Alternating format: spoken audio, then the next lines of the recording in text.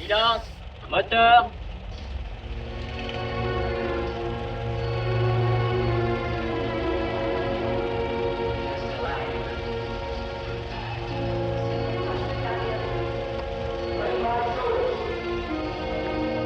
Cléo de 5 à 7 est un film français écrit et réalisé par Agnès Varda, sorti en 1962. Florence, dit Cléo, chante merveilleusement bien, mais elle n'est plus à son art. Hantée par la peur de tomber malade après avoir consulté une voyante, la jeune femme cherche à calmer son inquiétude auprès de son amant peu disponible et de ses amis musiciens malicieux. Il est 17h et elle doit récupérer les résultats de sa biopsie à 19h.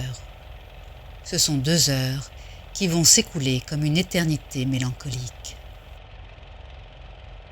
Pour tromper son attente, Cléo erre dans les rues de Paris, à la recherche d'une âme compatissante, avec laquelle partager son désarroi. Elle décide de rejoindre son ami modèle à la sortie de l'atelier de sculpture. C'est l'occasion d'une balade magique en voiture, d'un doux vagabondage dans les rues de Paris et de regarder un film muet aux accents prémonitoires. L'attente se poursuit dans les allées d'un parc parisien où Cléo se retrouve avec elle-même, inquiète, solitaire. Elle y rencontre près d'une cascade Antoine, un jeune homme désœuvré, bientôt sur le départ pour la guerre d'Algérie. Leur rencontre est bouleversante, pour l'un comme pour l'autre. Ce pur chef-d'œuvre du cinéma de la Nouvelle Vague est découpé en 13 chapitres. Accompagné par la superbe musique de Michel Legrand, il n'est pas sans rappeler le Vivre sa vie de Jean-Luc Godard, sorti la même année, lui-même découpé en 12 tableaux et consacré à la superbe Nana, interprétée par Anna Karina. Grâce aux nombreux plans serrés sur le visage de l'actrice principale, la douce et sensuelle Corinne Marchand, nous regardons dans les yeux de Chloé les reflets de son âme, tels des nuages sombres à l'orage certain. Ce magnifique visage, à l'instar de celui d'Anna Karina, la brune, est filmé avec une tendresse infinie.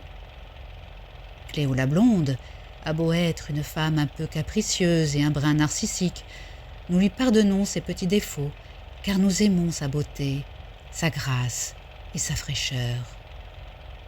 Comme elle, nous avons peur que le nom de la maladie soit prononcé.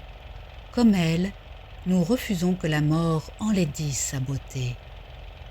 Comme elle, nous cherchons l'oubli dans les rues d'un Paris intemporel, magnifiquement filmé par une cinéaste photographe.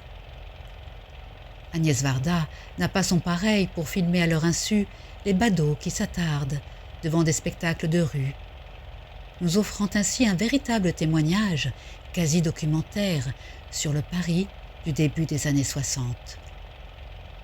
La cinéaste filme également chez son personnage l'ivresse introspective d'un instant suspendu entre la vie frivole d'avant et l'épreuve qui s'annonce, avec la mort qui rôde de plus en plus menaçante, telle qu'elle est apparue sur la dernière carte du jeu du tarot. La rencontre inattendue avec le jeune appelé Antoine, incarné par le jeune Antoine Bourseillet, est peut-être celle qui la sauvera d'un diagnostic sans appel. Le jeune appelé n'attendait qu'elle pour donner un sens à sa vie. Cléo n'attendait que lui pour briller dans ses yeux, être aimée en dépit de sa folle inquiétude. La peur de la maladie lui a fait perdre sa frivolité. Un profond bouleversement s'est opéré en elle. Elle prête l'oreille aux mots d'Antoine qui sait badiner, chiffonner la langue et la faire rire, en dépit de la gravité de la situation. Il veut une photo d'elle qu'elle emportera avec lui en Algérie. Il n'hésite pas à l'accompagner à l'hôpital pour l'annonce du diagnostic.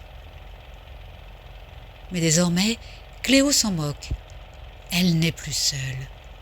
Le dernier plan la montre marchant tout près d'Antoine, dans les allées de l'hôpital, serrée contre lui.